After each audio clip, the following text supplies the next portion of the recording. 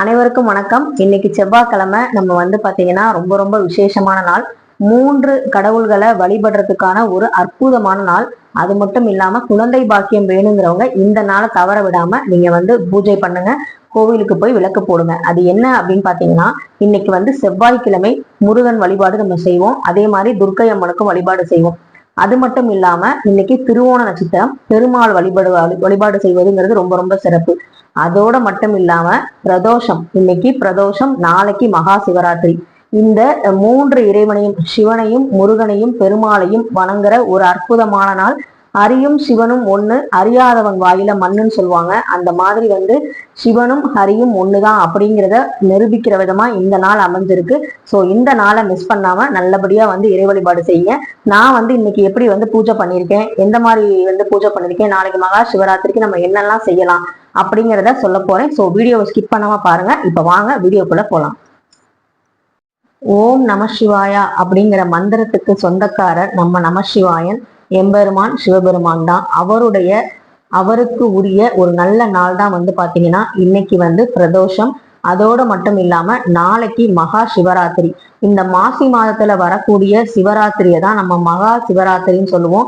இந்த நாள்ல தான் அம்பிகை சிவபெருமான வேண்டி விரதம் இருந்து அவரை மணந்தாங்க அப்படின்னு சொல்லப்படுது. ஸோ இந்த நாள்ல நம்ம அம்பிகையை வழிபடும் போது சிவபெருமானுடைய அருளும் நமக்கு பரிபூர்ணமா கிடைக்கும் அப்படிங்கிறதுல எந்த சந்தேகமும் இல்லை. அது மட்டும் இல்லாம இன்னைக்கு செவ்வாய்க்கிழமை நம்ம குழந்தை வேலன் முருகனுக்கு உரிய நாள். குழந்தை பேரு வேண்டுங்கிறவங்க, எல்லா வளமும் தரணும் அப்படின்னு நினைக்கிறவங்க இன்னைக்கு முருகனுக்கு வெற்றிலை தீபம் போட்டு வழிபாடு செய்யறது ரொம்ப ரொம்ப நல்லது. அது மட்டும் இல்லாம இன்னைக்கு திருவோணம், பெருமாளுக்கும் உகந்த நாள். ஹரியும் சிவனும் ஒண்ணு, அறியாதவங்க வாயில மண்ணு அப்படின்னு சொல்லுவாங்க. ஸோ அந்த ஹரியும் சிவனும் சேர்ந்து இணைந்து நமக்கு இன்னைக்கு வரம் தரக்கூடிய ஒரு அற்புதமான நாள் தான் இந்த செவ்வாய்க்கிழமை. ஸோ இந்த செவ்வாய்க்கிழமைய நீங்க மிஸ் பண்ணிடாதீங்க. நல்லபடியா பூஜை பண்ணுங்க. பூஜை பண்ண முடியாதவங்க வருத்தப்படாதீங்க. நீங்க மனசார நினைச்சாலே போதும், நமக்கு இறைவனோட அருள் கண்டிப்பா கிடைக்கும். ஸோ இன்னைக்கு நம்ம என்ன பார்க்க போறோம் அப்படின்னா, மகா சிவராத்திரி பிரதோஷத்தை பத்தி நான் நிறைய சொல்லியிருக்கேன். திங்கட்கிழமை பிரதோஷம் வந்தா என்ன விசேஷம், புதன்கிழமை வந்தா என்ன விசேஷம், இந்த மாதிரி நிறைய சொல்லியிருக்கேன். நம்மளுடைய பிளேலிஸ்ட்ல பாத்தீங்கன்னா சிவன் பிரதோஷம்ங்கிற பிளேலிஸ்ட்ல நீங்க போய் செக் பண்ணி பாருங்க. அதற்கு சிவனுக்கு உரிய எல்லா விஷயங்களுமே நான் ஏற்கனவே சொல்லியிருக்கேன்.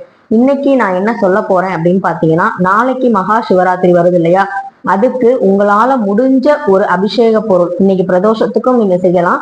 இன்னைக்கு செய்ய முடியல, நாளைக்கு நீங்க 3 கால பூஜை 4 கால பூஜையில கலந்துக்கிற வாய்ப்பு கிடைச்சிச்சுன்னா அது ஒரு பெரும் பாக்கியம் தான். அது மட்டும் இல்லாம ஒரு கால பூஜையிலையாவது நீங்க கலந்துக்கிட்டு உங்களால முடிஞ்ச ஒரு சின்ன அபிஷேக பொருள், ஏதாவது ஒரு பொருளோ இல்ல 3 பொருளோ இல்ல 5 பொருளோ ஒற்றைப்படையில வாங்கி கொடுங்க.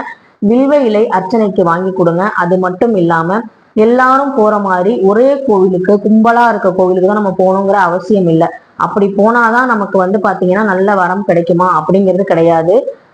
இந்த மாதிரி திருவண்ணாமலை, எறும்பேஸ்வரர் கோயில், இந்த மாதிரி சிவபெருமானுக்கு பிரசித்தி பெற்ற திருவண்ணாமலை, இந்த மாதிரி கோவில்களுக்கெல்லாம் மக்கள் செல்ல செல்ல அதனுடைய சக்தி அதிகரிக்கும்ங்கிறது உண்மைதான்.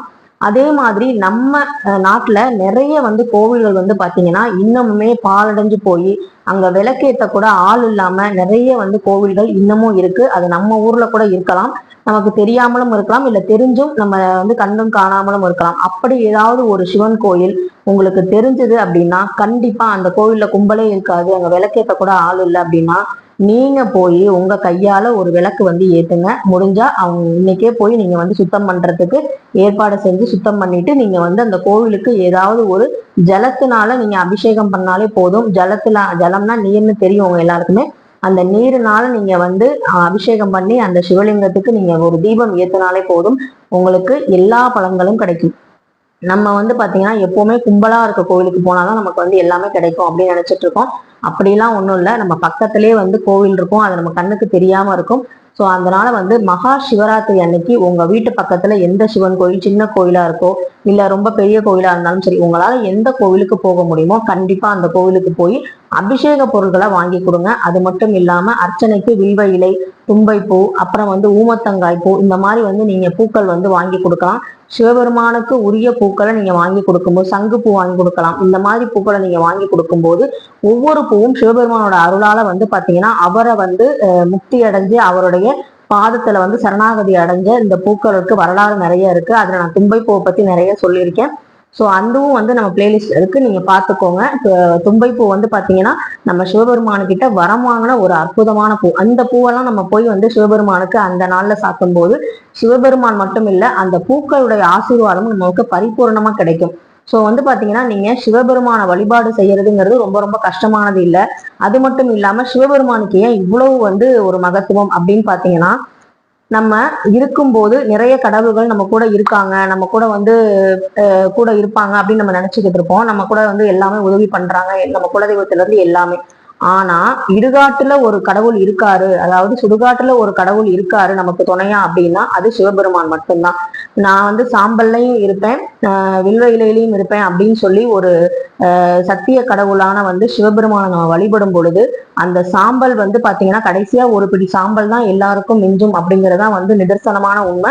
இதை நம்ம ஏத்துக்கிட்டு தான் ஆகணும். நம்ம வந்து என்னதான் வந்து எவ்வளவுதான் ஆடம்பரமா பகட்டா இருந்தாலுமே கடைசியா மிஞ்சக்கூடியது ஒரு பிடி சாம்பல் மட்டுமே. இந்த சாம்பலுக்கு சொந்தக்காரர் யாருன்னு பாத்தீங்கன்னா, தன்னுடைய உடம்புல அங்கத்துல சாம்பலை பூசிக்கிட்டு நமக்காக வந்து இருள்ல நம்ம வழி தெரியாம நம்ம வந்து பயந்துகிட்டு நம்ம வந்து ஒரு இருள்ல போய் நம்ம வந்து சிக்கிக்க கூடாது அப்படிங்கிறதுக்காக நம்ம கை கொடுத்து தூக்கி விடுற ஒரு கடவுள் நம்மளுடைய சிவபெருமான் தான். ஸோ அப்படிப்பட்ட சிவபெருமான நம்ம வந்து வழிபாடு செய்யும் பொழுது நம்ம வந்து வாழும் போதும் இல்லை, வாழ்ந்து முடிச்சதுக்கு அப்புறம் கூட நமக்கு துணையா ஒரு கடவுள் வருவாரு அப்படின்னா அது நம்ம நம்பெருமான் நமசிவாயன் மட்டும்தான். அவரை வந்து வணங்கும் போது நமக்கு வந்து எல்லா வளமும் நலமும் வந்து கிடைக்கும் அப்படிங்கிறதுல எந்த சந்தேகமும் இல்லை.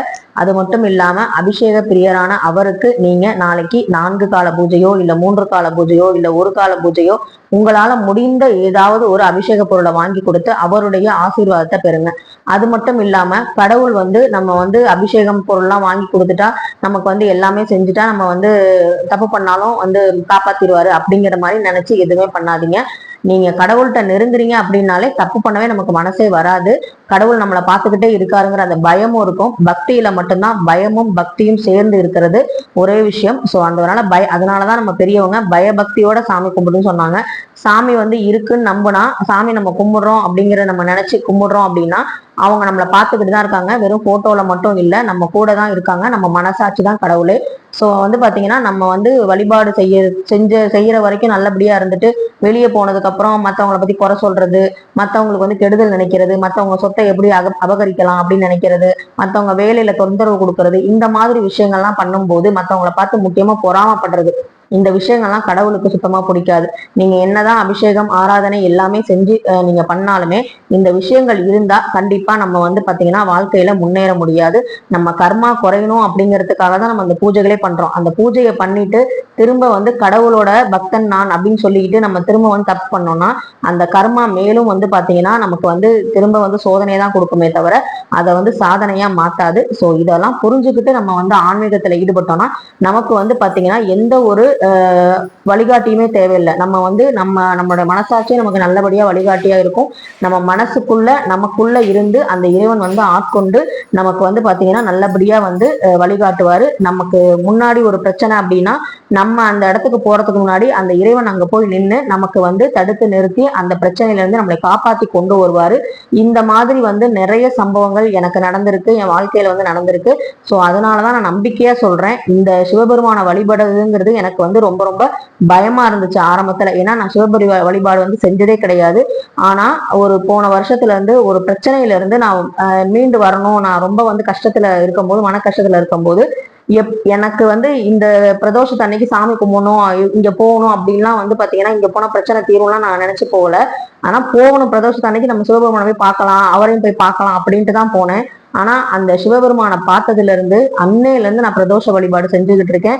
பிரதோஷத்துக்கு வந்து பாத்தீங்கன்னா ஊமத்தங்காய் தீபம் போட்டுக்கிட்டு இருக்கேன். அவருக்கு வந்து பாத்தீங்கன்னா அபிஷேகம் பண்றேன். என் வீட்டுல ஸ்படிகலிங்கம் வாங்கி வச்சிருக்கேன்.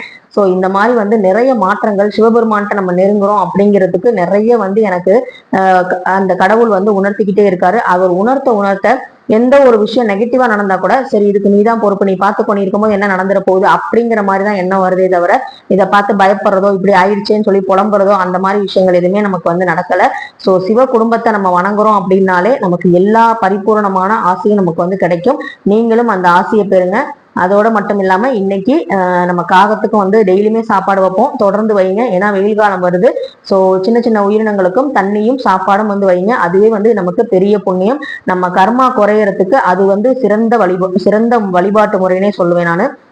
அது மட்டும் இல்லாம கடவுளுக்கு போய் நீங்க எதுவும் செய்யணும்னு இல்ல, கடவுள் படைத்த உயிரினங்களுக்கு நீங்க ஏதாவது செஞ்சாலே அது கடவுளுக்கு செஞ்ச மாதிரிதான். ஸோ இந்த வீடியோவை நான் இதோட முடிக்கிறேன். உங்களுக்கு இந்த வீடியோ பிடிச்சிருந்தா கண்டிப்பா லைக் பண்ணுங்க, ஷேர் பண்ணுங்க, மறக்காம சப்ஸ்கிரைப் பண்ணுங்க.